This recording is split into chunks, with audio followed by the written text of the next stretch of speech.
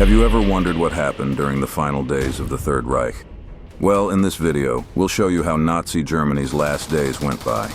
Pay attention, as we purposely left a mistake in the video for you to uncover. After you found it, tell us what you think it is in the comments below. And now, back to the video. It's April 1945. In the West, the Allies are already advancing towards the heart of Germany, while in the East, the Red Army is preparing for a final assault on Berlin.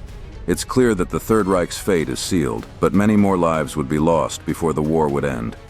In early April, advancing Allied forces begin taking in large numbers of Axis prisoners. It is estimated that during this month alone, more than 1.5 million Wehrmacht troops surrender to the American, British, and Canadian forces. To accommodate this large number of prisoners of war, the Allies begin building camps to house the enormous amounts of German soldiers taken into custody. Simultaneously, the Allied soldiers which are pushing into Germany find some horrifying sights: Nazi concentration camps. On the 15th of April, Bergen-Belsen is liberated by the British 11th Armored Division. 4 days later, troops from the American 42nd Infantry Division uncover the atrocities at Dachau. Outraged, some Allied soldiers kill SS guards and other camp personnel on site upon the discovery of their crimes. While most of the action was happening in the heart of Europe, some curious events take place in other parts of the continent. On the 25th of April, the last remaining Wehrmacht forces withdraw from Finland and make their way into occupied Norway. At the same time, Italian partisans take over Milan and Turin, also capturing Benito Mussolini a couple of days later while he was trying to flee to Switzerland. On the 28th of April, Mussolini is executed along with other captured fascist leaders. The next day, Generals Heinrich von Wiedinghoff and SS Obergruppenführer Karl Wolff, along with their commander Albert Kesselring, reach an agreement with the Allies, and all German forces in Italy and Austria surrender to British Field Marshal Harold Alexander. On April 30th, as the Battle of Nuremberg and the Battle of Hamburg end with American and British occupation, the Battle of Berlin rages on. With the Soviets surrounding the city, all escape routes are now cut off. Realizing that all is lost, and not wishing to suffer Mussolini's fate, German dictator Adolf Hitler dies by suicide in his Führer bunker, along with Eva Braun, his long-term partner whom he had married less than 40 hours earlier. In his will, Hitler dismissed Reichsmarschall Hermann Göring, his second-in-command, and Interior Minister Heinrich Himmler, after each of them tried to seize control of the crumbling remains of Nazi Germany. Hitler appoints his successors as follows: Admiral Karl Dönitz as the new president of Germany, and Joseph Goebbels as the new chancellor. However, Goebbels dies by suicide the next day, leaving Dönitz as the sole leader of Germany. As May rolls on, the Battle of Berlin comes to an end. General Helmuth Weidling, commander of the Berlin defense area, surrenders the city to General Vasily Chuikov. Therefore, Chuikov had fought from the savage battles among the ruins of Stalingrad up to the final moments of the Battle of Berlin. On the same day, German Army Group Vistula, which was fighting north of Berlin, surrenders with all its forces. The 2nd of May is also believed to be the date that Martin Bormann, one of Hitler's closest confidants, perishes after an attempted breakout from the German capital.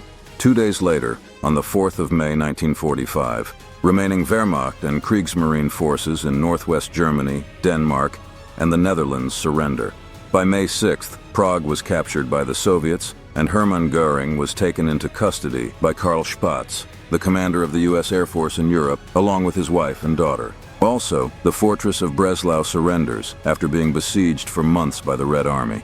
30 minutes after its fall, the German leaders contact the Allied High Command and offer to surrender all remaining forces to the Western Allies. Nevertheless, firmly rejecting this proposal, General Dwight Eisenhower threatens to break off all negotiations unless the Germans agree to a complete unconditional surrender to all the Allies on all fronts. If the Germans did not agree, Eisenhower states he would order Western lines closed to German soldiers, thus forcing them to surrender to the Soviets. This would have meant the death and deportation of many Wehrmacht troops, and an especially grim fate for those who served in the SS. Accepting the inevitable, German Chancellor Karl Dönitz authorizes the complete and total surrender of German forces. In the early morning of the 7th of May, General Alfred Jodl, the Chief of Staff of the Wehrmacht, signs an unconditional surrender document for all German forces to the Allies in the French city of Reims.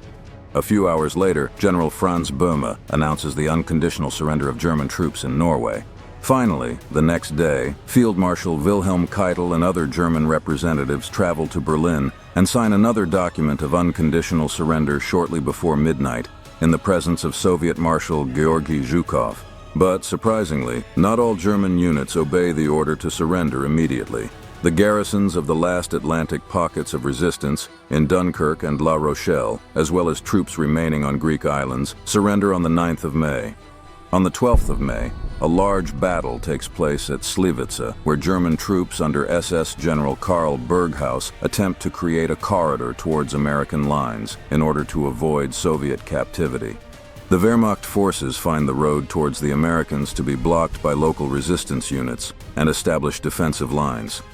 When the main Soviet force arrives, the battle turns into a slaughter as the Soviets and Americans attack German troops from both sides with artillery and air support. After fierce fighting, the remaining 6,000 Germans surrender, 4 days after Germany's official capitulation. But there are even more curious situations. On the 23rd of May, the small garrison of Minquier, one of the Channel Islands, surrenders to a French fishing boat.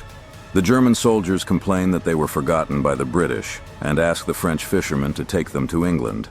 Also, large battles take place in what would be today's Slovenia, as the Croat and German forces attempt to withdraw towards Austria, but are denied entry by the Allies.